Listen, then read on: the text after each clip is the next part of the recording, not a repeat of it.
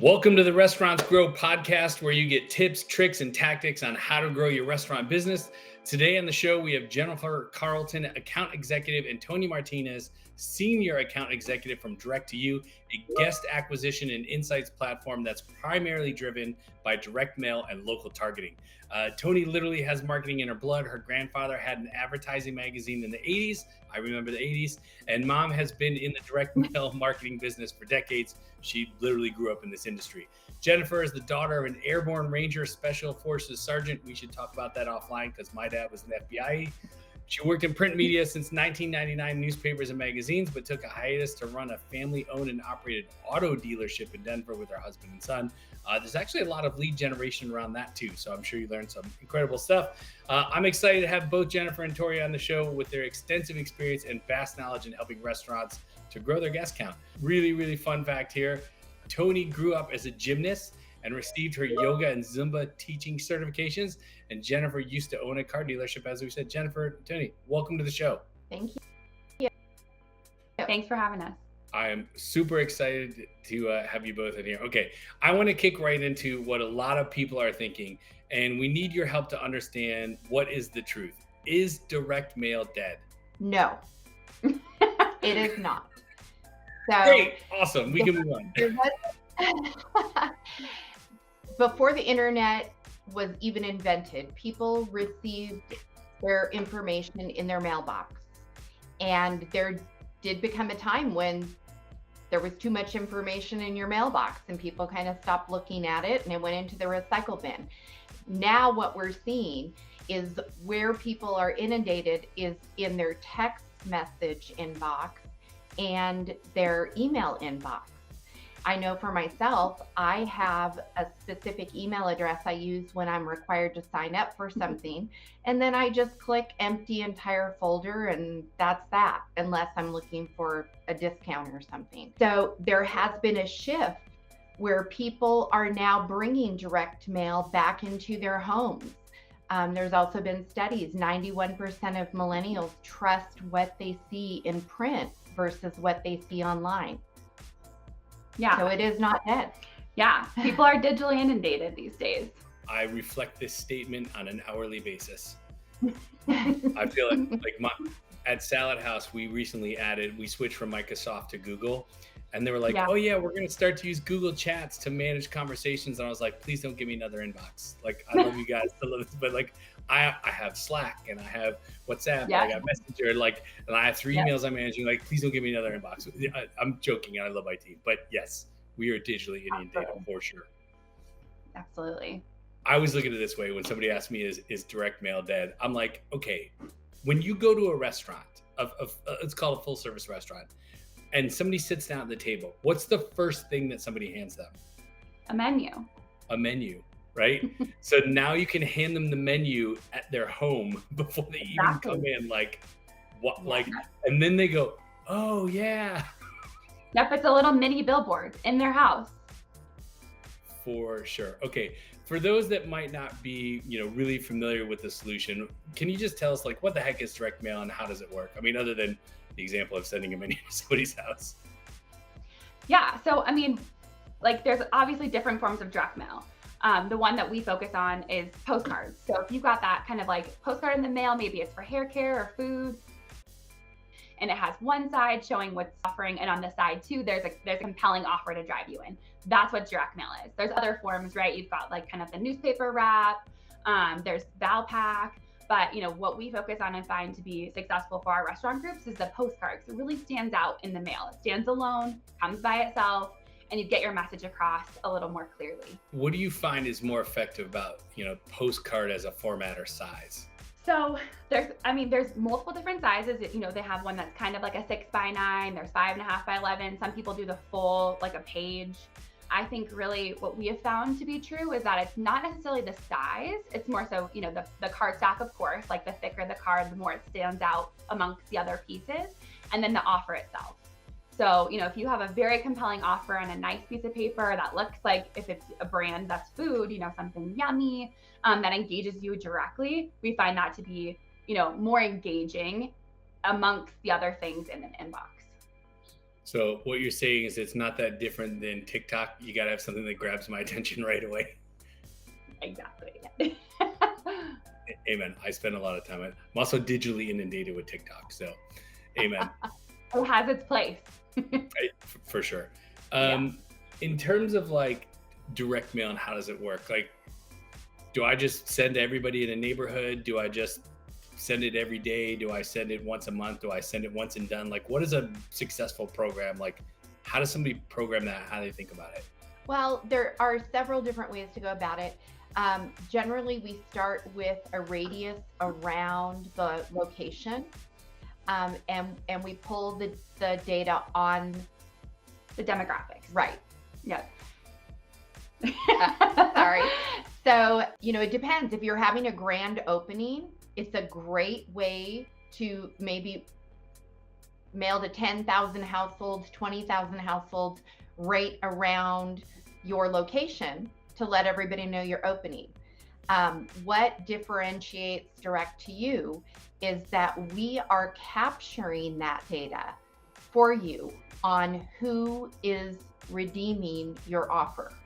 Yep, absolutely. But when we're looking at the data, to your point, should we mail everyone?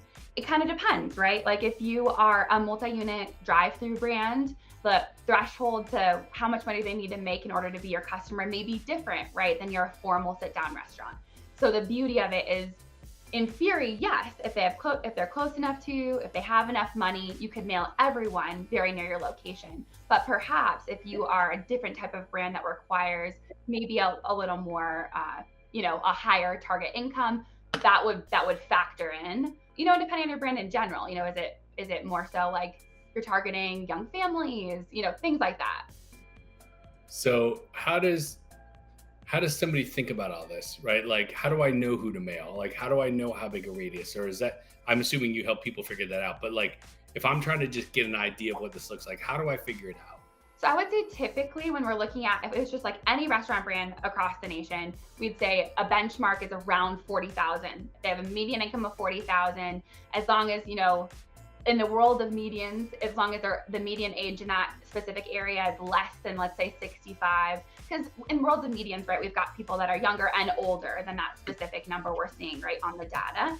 But I would say when we're kind of looking at just standard over 40,000, median age is less than 65, and then if we could stay within 3 miles, that's not always possible, right? If you're in the rural Midwest or something like that. But if we can stay nice and tight to the location, that would be an ideal target. Okay, I have a question about the over 65 market. Are you saying they don't read their mail? No, they absolutely do. But in the world of medians, let's say the median age was 80, right? Maybe they're not going to be your frequent guest. I feel like those are the people that get a cup of coffee at McDonald's every morning. Maybe I'm thinking of the 80s, but I'm joking. You've got some really youthful 80-year-olds you're familiar with. Amen. My grandma went to McDonald's for a cup of coffee like 5 days a week, but she also lived in a really weird part of Pennsylvania. But let's not go down that road. What kind of options do you have with direct mail? It sounds like you can do targeting and you can do geo and you can do like, I guess kind of like educate us on what decisions can be made in terms of like how to mail, where to mail. Give us an education, please. Yeah, absolutely. So from our program standpoint, we could do loyalty campaigns, we could do a grand opening campaign, we could do a competitive intrusion. Oftentimes, we work with a large coffee brand, and they'll have another competitor come in, so we can do some competitive intrusion. We can do new homeowners, people who are not entrenched in their buying habits. If you're new to the area, it's a great time to get in front of them because they don't know where they're grabbing a coffee or lunch or dinner. So those are some of the tactics that you can employ to engage with the primary trading area. A competitive intrusion sounds like something that would be created by the daughter of an airborne ranger or special forces sergeant. So it's competitive intrusion. That's like, I have a... Amen. Does that mean like I have a particular type of brand and a direct competitor comes into town and I kind of want to drown them out? How does that work? Exactly. Well, there's a couple ways to look at it. So, I mean, let's pretend you wanted to capture some of the audience that's right around the competitor. We could mail near the competitor, or we could just mail a larger campaign around you, reminding them why to come in, using a compelling offer. So there's a reason to engage with you over that other brand. Give me what would be an example of a compelling offer for like a quick service brand, cafe, coffee, donut, fast food, drive-through. Like what's a compelling offer?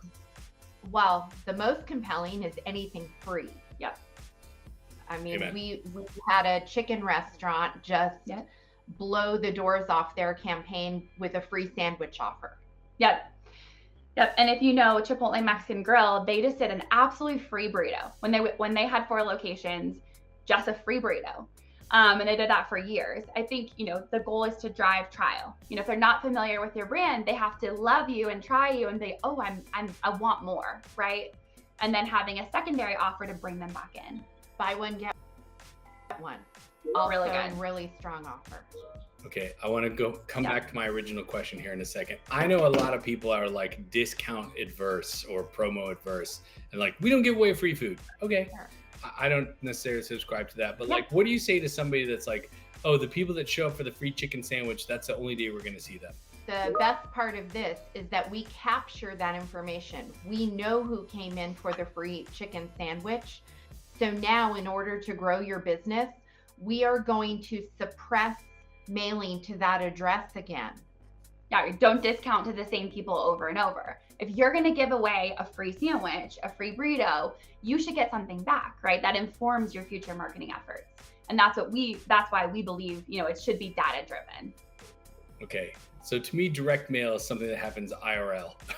I get something from I go down and check my mail. There's a coupon. I drive over. I use it, and like I'm an unknown, right? And unknowns are kind of the scourge of the industry. At least RLC 2 weeks ago, that's everybody was like, unknowns are bad. Unknowns are bad. How are you translating from unknowns? So let's say I come in, I hold on to those coupons. Once I get those redeemed coupons back, I came in, what my household income is like, where I live, and other demographic factors about me that can inform, okay, we're kind of starting to see a pattern. This is where they're coming from. This is what that customer looks like that's engaging with our brand. And then, to Jen's point, you can not continue to discount to that exact same address. So you're not someone's not expecting the discount all the time. And then going forward, if you have times of year that are particularly slow, you can mail to all of the people that have redeemed your coupons, but with less aggressive offers. Exactly. Because if you're a loyal customer, you don't need something free, right? Like if you love Wendy's and they sent you a $2 off, you may still be compelled to use it, right? I'll tell you how much I love Wendy's. I have every single robot fidget spinner that Wendy's put out earlier this year. How did I know? How did we know? Desk. Literally, I have all of them. That was a diversion. Okay, so I'm going to extract something. You didn't quite say this, but I'm sort of extracting it. Is doing direct mail you get better over time scenario? Like if you mail, then you mail again, then you mail again, you get smarter in your mailings? Yes.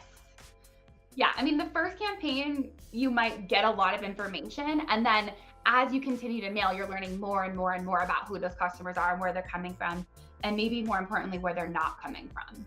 And that's, as a result of mailing, a couple times a year. This is somewhat of a loaded question, knowing that this is what your business is, but would you consider direct mail as being an always on type of campaign? Like you should start it and just keep it going. Like, does that make sense? I think it depends on what type of seasonality you have. Yeah. There are coffee shops that typically are slow in January, June, and July. Yep. So we already know that we are setting up campaigns for coffee brands in those months because those are the months they struggle. Yeah. Or if you're, in an area where there's some sort of like seasonality to the area, like Florida, for instance, they tend to see kind of a slowdown in the summer months. Maybe we pivot. We can mail where we determine, are those individuals not in their homes at that time? So there's actually a ways when people put their mail on hold, we can see that information and do a targeted campaign to those that are there. Or we could just, preempt their busy season. So we're extending that bell curve of busy time instead of mailing when no one's there. There's two different schools of thought, right? Okay, so the idea is you use it when you need it, but doing it just once, you're not going to get the same results as if doing it 5 times. Well, you could have incredible success with one mailing. For sure. But we're actually selling you data. We're selling you a roadmap to marketing success by letting you know who your customer base is. So you want to stay top of mind, right? Like you want to stay on top of mind and with those customers.